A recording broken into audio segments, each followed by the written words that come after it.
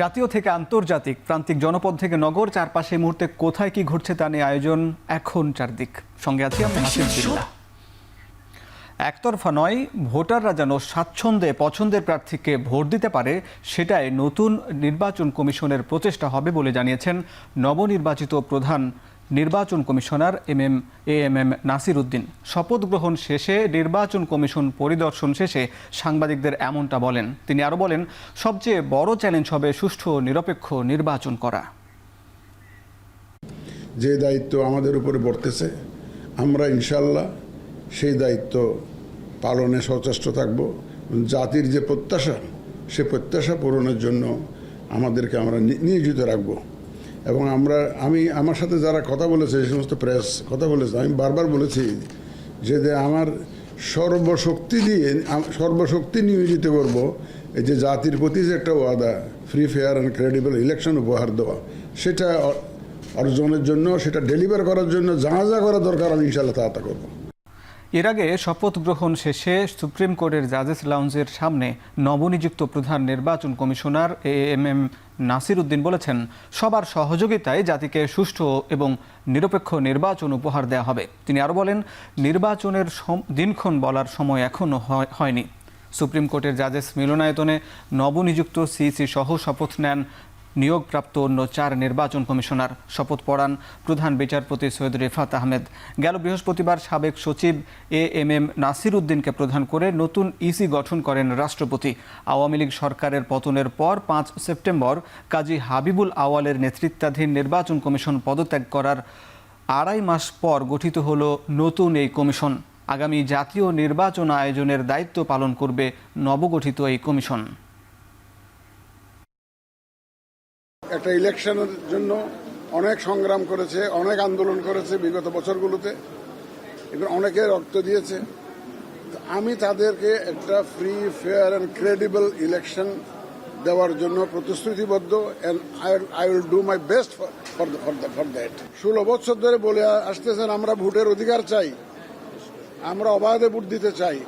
সুতরাং তাদেরকে আমরা সাথে পাবো এবং তাদের ডিমান্ডটাকে আমরা বাস্তবায়নে সহযোগিতা করব তাদের। সুতরাং আমাদের তো কোনো অসুবিধা নেই। দিনক্ষণ দিয়ে তো এখন বলা যাবে না, দিনক্ষণ দিয়ে এটা এখন কিছু বলা যাবে না।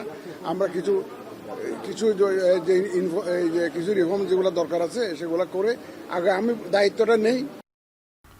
নাগরিক সমাজ, বুদ্ধিজীবী ও শিক্ষক প্রতিনিধিরা তত্ত্বাবধায়ক সরকার ব্যবস্থা বহালে মত দিয়েছেন বলে জানিয়েছেন নির্বাচন ব্যবস্থা সংস্কার কমিশনের প্রধান ডক্টর বদিউল আলম মজুমদার। এছাড়া কলঙ্কজনক নির্বাচন করায় আগের কমিশনগুলোকে বিচারের আওতায় আনার ব্যাপারে নাগরিক সমাজ একমত বলে জানান তিনি।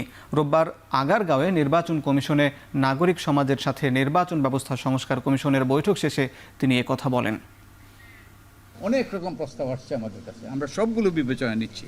আমরা কোনো ব্যাপারে এখনো সিদ্ধান্ত নেই, সিদ্ধান্ত আমরা নেওয়ার সময় এখনো আসেনি। তো আমরা সবগুলো কথা, সব গুরুত্বপূর্ণ ব্যক্তিদের এবং সব অংশীজনের কথা আমরা নিচ্ছি এবং এগুলো বিবেচনা নিচ্ছি। সো প্লিজ, এটা কিন্তু আপনাদের কাছে আমাদের অনুরোধ, যেন এখনও যেই কথাগুলো আমরা বলি এগুলো আমাদের এখনো সিদ্ধান্তের, এগুলোর ব্যাপারে আমরা এখনো সিদ্ধান্তে পৌঁছিনি। নতুন নির্বাচন কমিশনকে স্বাগত জানিয়েছেন বিএনপির স্থায়ী কমিটির সদস্য আমির খসরু মাহমুদ চৌধুরী। বিকেলে গুলশানে বিএনপির চেয়ারপারসন কার্যালয়ের ঢাকায় নিযুক্ত তুরস্কের রাষ্ট্রদূত রামিজ সেনের সাথে সাক্ষাৎ শেষে গণমাধ্যমে একথা জানান তিনি। প্রত্যাশা ছিল নির্বাচন, এই যে সবাই জানতে চাচ্ছে নির্বাচনের রোডম্যাপ কি, কবে নির্বাচন হবে, দেশি বিদেশি স্টেক হোল্ডাররা সবাই তো অপেক্ষা করছে। তো আজকে শপথ নেওয়ার পরিপ্রেক্ষিতে নিশ্চয়ই একটা ভালো স্টেপ, ভালো মেসেজ যাবে। তবে শপথ নেওয়ার পরবর্তী কার্যক্রম যেগুলো আছে সেগুলো তারা, আশা করি আমরা, জনগণের প্রত্যাশা পূরণে সফল হবে। একটা সুষ্ঠু নির্বাচনের দিকে তারা যত দ্রুত সম্ভব এগিয়ে যাবে, তো সেটাই প্রত্যাশা থাকবে আগামী দিনের জন্য। 43 থেকে 47 বিসিএসে ক্যাডার ও নন ক্যাডার পদে 18,149 জনকে নিয়োগ দেবে অন্তর্বর্তী সরকার। রোববার সচিবালয়ে সংবাদ সম্মেলনে এই তথ্য জানান জনপ্রশাসন মন্ত্রণালয়ের সিনিয়র সচিব মোহাম্মদ মুখলিসুর রহমান। তিনি আরও বলেন, বিতর্ক মুক্ত করতে অনুষ্ঠিত পাবলিক সার্ভিস কমিশনের পরীক্ষা পুনর্মূল্যায়নের সিদ্ধান্ত হয়েছে। যে আশা আকাঙ্ক্ষায় সরকার হয়েছে এই আশা আকাঙ্ক্ষার মধ্যে একটা হলো তরুণ, তাদের কারণে আমরা আজকে এখানে। এই তরুণরা যাতে আর বিভিন্ন ক্ষেত্রে চাকরি হবে 5.5 লাখ পোস্ট খালি আছে, 5.5 লাখ। তার মধ্যে অন্তত বিসিএস এ যদি আমরা এতজন ইমিডিয়েট এটা নিতে পারি, এটা তো আমাদের তো কারো আর কোশ্চেন থাকার কথা না যে আমরা সবাই তো হবে না এটা জানেনি, তারপরেও স্কোপটা করা হচ্ছে। This is the reason. ডেঙ্গুতে আক্রান্ত হয়ে একদিনে মৃত্যুর রেকর্ড। সবশেষ 24 ঘন্টায় ডেঙ্গুতে আরও 11 জনের মৃত্যু হয়েছে, যা চলতি বছর একদিনে এখন পর্যন্ত সর্বোচ্চ মৃত্যুর ঘটনা। এই সময়ে হাসপাতালে ভর্তি হয়েছেন আরও 1079 জন।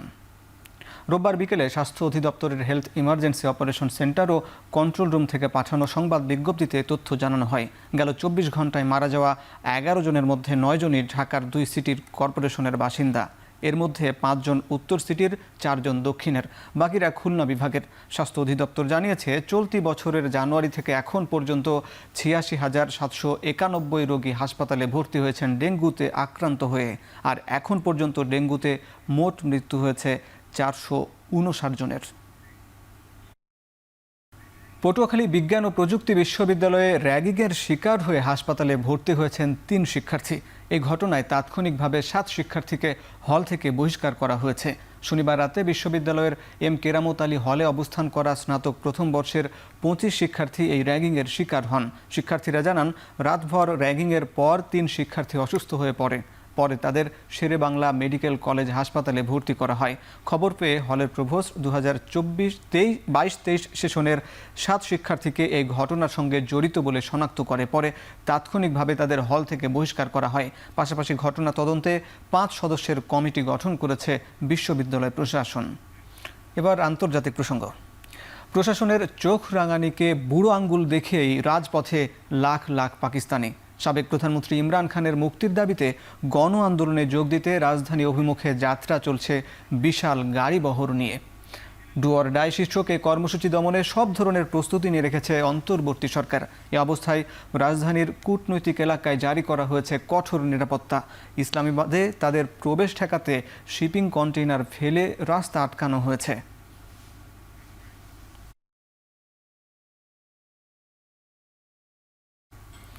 ভারতের উত্তরপ্রদেশের সাম্ভালে মুঘল আমলের তৈরি একটি মসজিদ ঘিরে স্থানীয়দের সঙ্গে পুলিশের সংঘর্ষে 3 জনের মৃত্যু হয়েছে। আহত হয়েছেন অন্তত 30 জন পুলিশ। মসজিদটির জায়গায় আগে মন্দির ছিল এমন দাবিতে আদালতে পিটিশন করেন হিন্দুত্ববাদী বেশ কয়েকজন ব্যক্তি। পিটিশন আমলে নিয়ে সেখানে জরিপ চালানোর নির্দেশ দেয় আদালত। স্থানীয় সময় রোববার সকালে জরিপ করতে গেলে সেখানে প্রায় 1000 লোক জড়ো হয়ে পুলিশ ও জরিপকারী দলের ওপর ইট পাটকেল নিক্ষেপ শুরু করে। পরিস্থিতি নিয়ন্ত্রণে আনতে কাঁদনে গ্যাস ও গুলি ছোড়ে পুলিশ। শেষ করছি এখন চারদিক। এখন টেলিভিশন ওয়েবসাইটে দেখতে ভিজিট করুন www.ekhon.tv। এখন টিভি ফেসবুকে দেখতে ভিজিট করুন facebook.com/tv.ekhon এবং ইউটিউবে দেখতে ভিজিট করুন youtube.com/c/ekhon tv।